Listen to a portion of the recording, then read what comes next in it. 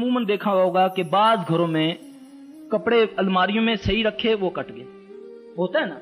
اب اس میں سے کپڑا غائب ہو گیا۔ خبیث کیا کرتا ہے، کوئی آدمی جاتا ہے کسی سے دشمنی لینے کے لیے، وہ جادوگر کے پاس جاتا ہے کہ میرا فلاں ہے وہ مجھے یہ کرتا ہے، وہ کہتا ہے اچھا تو مجھے اس کا کپڑا لا دے۔ سر نہیں جی میں تو کپڑا نہیں لا سکتی۔ اب وہ کیا کرتا ہے کہ ٹھیک ہے تم ایسا کرو، پھر نعوذ باللہ جب تجھے حیض ہو تم میرے پاس آؤ،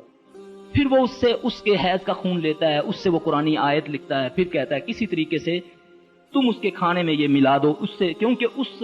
خون کے اندر وہ جن کنورٹ ہو جاتا ہے، وہ جیسے ہی وہ تعویذ کے اوپر اس کو پلایا جاتا ہے وہ انسان کی طبیعت خراب ہونی شروع ہو جاتی ہے۔ تیسری قسم یہ جادو کی ہے۔ پھر کپڑا حاصل کرنے کے لیے وہ اپنے آپ کو بے بس کرتا ہے، کہتا ہے میرے پاس تو میں نہیں، اس کے گھر میں آنا جانا نہیں ہے تو میں کپڑا کیسے لوں؟ تو وہ پھر جن اس کو مطالبہ کرتا ہے، جائز نجائز مطالبہ کرتا ہے کہ ٹھیک ہے تیرا یہ ہم کام کر دیں گے، تو ہمیں یہ پیسے دے، یہ ہمارے لیے کام کر، اس سے شرک کرواتا ہے، اس سے گندے کام۔ آپ اخباروں میں پڑھتی ہوں گی کہ قرآن پاک یہ گٹروں میں سے ملتے ہیں، یہ واللہ یہ جادوگر پھنکواتے ہیں ان بہنوں سے، ان بھائیوں سے جو کہ معاش کی وجہ سے مجبور ہیں، بعض جو اپنے گھریلو معاملات کی وجہ سے مجبور ہیں، ان سے یہ کام کرواتے ہیں تاکہ شیاطین ان کی مدد کر سکے۔ یہ جادوگروں کا طریقہ ہے۔ اچھا اب وہ کپڑا اٹھانے سے تو قاصر ہوتا ہے۔ آپ نے عموماً دیکھا ہوگا کہ بعض گھروں میں کپڑے الماریوں میں صحیح رکھے وہ کٹ گئے، ہوتا ہے نا،